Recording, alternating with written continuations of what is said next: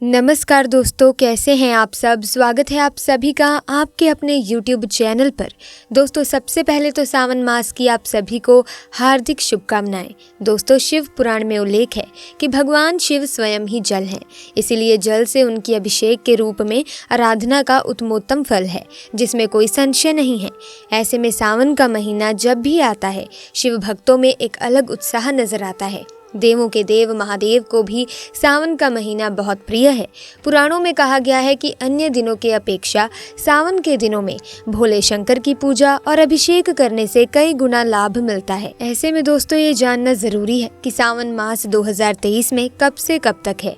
साल 2023 में सावन का महीना 4 जुलाई से 31 अगस्त 2023 तक चलेगा। इस बार सावन 59 दिनों का है, क्योंकि इस दौरान अधिक मास भी रहेगा। सावन में अधिक मास की शुरुआत 18 जुलाई 2023 से होगी और 16 अगस्त 2023 को इसकी समाप्ति होगी। ऐसे में शिव भक्तों के लिए सावन बहुत खास होने वाला है।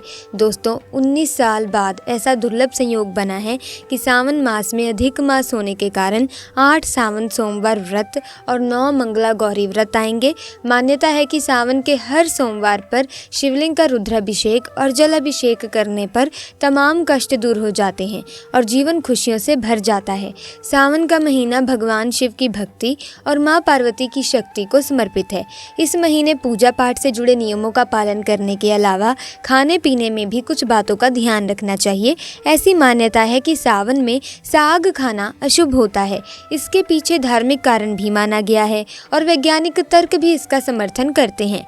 आइए जान लेते हैं कि सावन में साग खाने को लेकर क्या कहती हैं धार्मिक मान्यताएं और क्या है वैज्ञानिक कारण। शास्त्रों के नियम अनुसार सावन में साग नहीं खाना चाहिए। ऐसा माना जाता है कि भगवान शिव को प्रकृति से बेहद प्रेम है।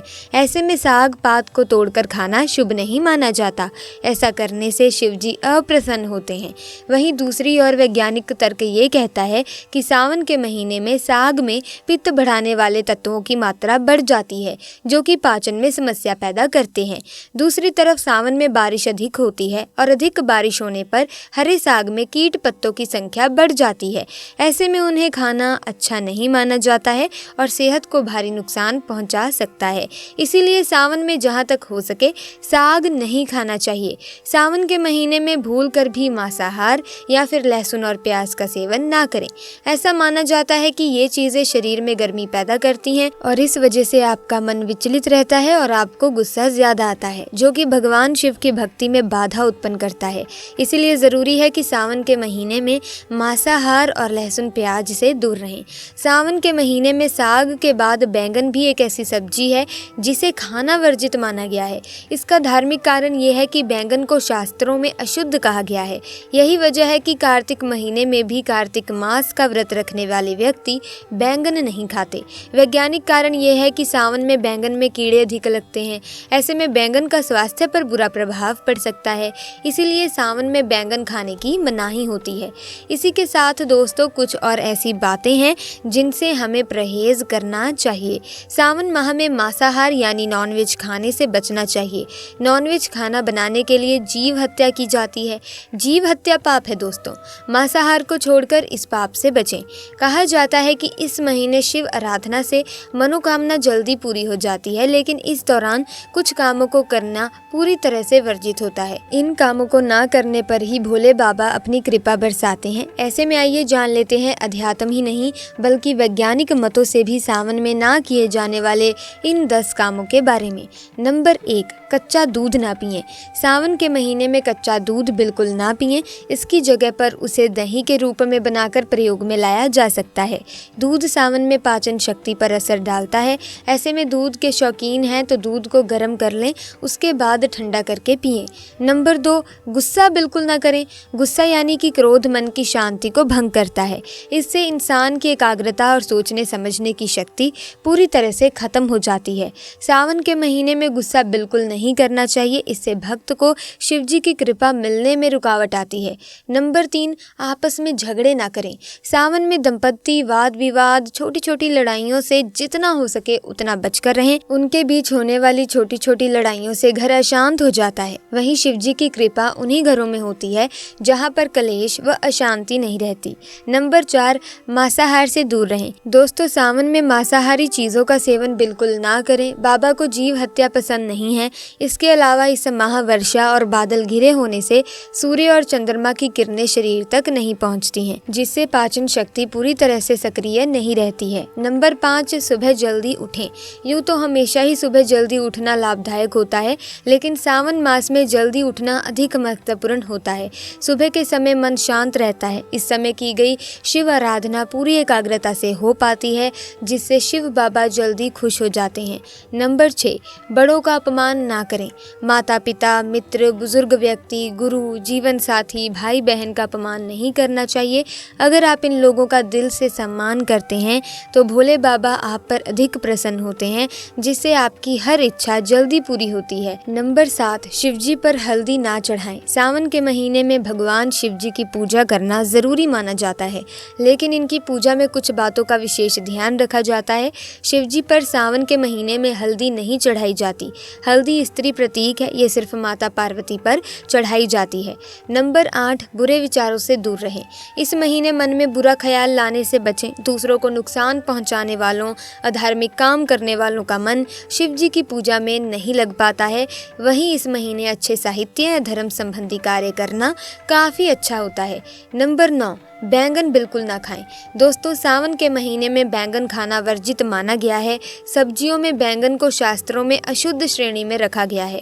बैंगन का स्वास्थ्य पर बुरा प्रभाव पड़ सकता है। ये पूरी तरह से पचता भी नहीं है, इसीलिए सावन में बैंगन खाने की मनाही होती है। नंबर 10, हरी सब्जी ना खाएं। सावन में हरी सब्जी खाना ठीक नहीं होता है। इस महीने इन सब्जियों में वात बढ़ाने वाले तत्वों की मात्रा बढ़ जाती है। इसके अलावा हरी सब्जियों में इस महीने कीट पतंगों की संख्या बढ़ जाती है, जिससे इनका सेवन करना ठीक नहीं होता। सावन मास में किसी भी दिन आप कुछ विशेष उपाय करके भगवान शिव का आशीर्वाद पा सकते हैं। तो आइए जान लेते हैं कुछ विशेष उपायों के बारे में।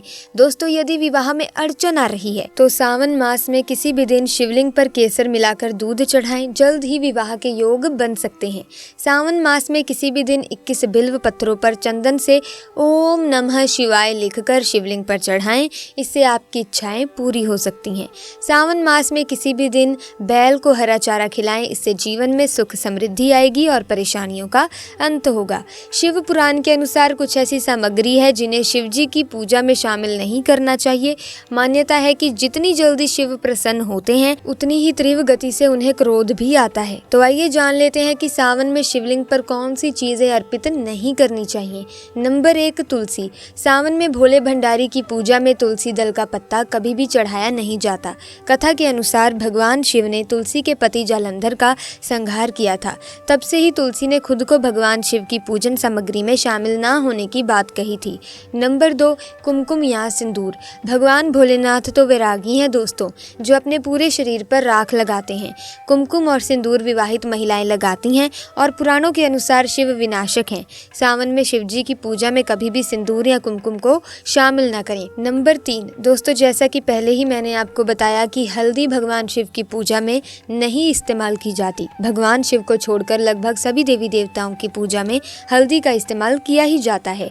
हल्दी को सौभाग्य का प्रतीक माना जाता है और शिव वैरागी हैं। शास्त्रों के अनुसार शिव को हल्दी चढ़ाने से चंद्रमा कमजोर होता है।